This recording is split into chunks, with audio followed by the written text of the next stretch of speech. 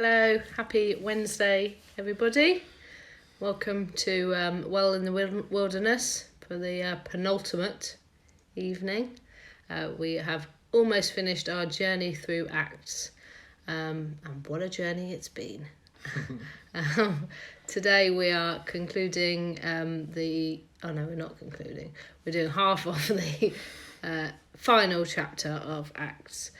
And it's all about Paul and the end of his journey, and he arrives in a place called Malta. Paul and I went on holiday to Malta a few years ago with Jacob and Caleb. Some of you who know us will know Jacob and Caleb. They are our twin boys who will be 5 next month. And I remember... just to give you a bit of background, we had Jacob and Caleb through IVF, and I remember giving birth to them, and remember a feeling of peace and calm kind of flooding over me, and I think that peace and calm mostly came from God it mostly came from God, and I was able to be at peace and feel the calm because of what God had already brought us through. So because we had had a journey to have them with the IVF, and God had brought us through that, I felt confident that he would be faithful and bring us through the actual birth. Caleb was a little bit poorly to begin with and had to go to the intensive care unit for a few days. Jacob went there for kind of 24 hours, but he was okay quite quickly. And Caleb had a kind of fairly miraculous recovery. He was back with us within 3 days. So I was confident that God brought us through that storm because of the way he had brought us through the IVF process, and the way he had been with us. Paul, are there any storms in life that you've been through? Well, you talked about Malta, so I've been to some pretty wild places. I've been to Colombia on my own. I've been to Indonesia with my family, and although those kind of journeys were quite stressful at times, nothing like the stress that I experienced taking a group to Mexico 2 years ago, because they were other people's kids and they were an amazing team of teenagers and leaders, but I still felt so responsible for them. I was so concerned about the flight and missing a flight and losing a kid or losing a passport.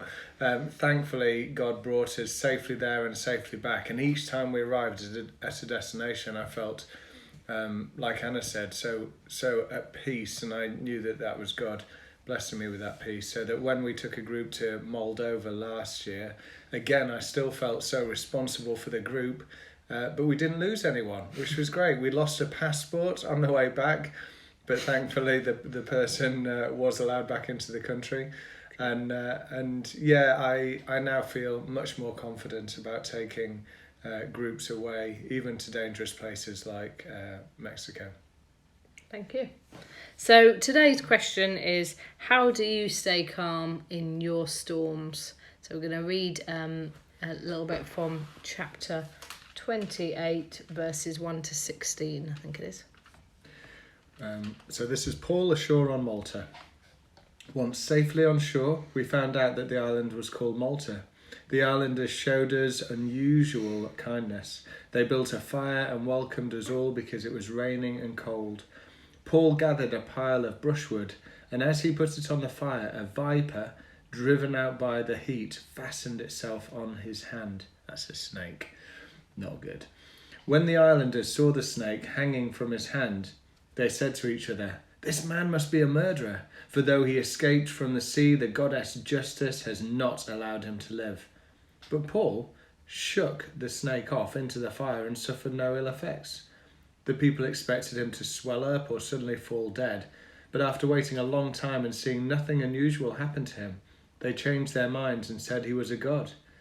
There was an estate nearby that belonged to Publius, the chief official of the island. He welcomed us to his home and showed us generous hospitality for 3 days. His father was ill in bed, suffering from fever and dysentery. Paul went in to see him, and after prayer placed his hands on him and healed him. When this had happened, the rest of those on the island who were ill came and were cured. They honoured us in many ways, and when we were ready to sail, they furnished us with the supplies we needed. That's it. That's it. Oh no, it's not. After 3 months, we put out to sea in a ship that had wintered in the island. It was an Alexandrian ship with the figurehead of the twin gods Castor and Pollux. We put in at Syracuse and stayed there 3 days.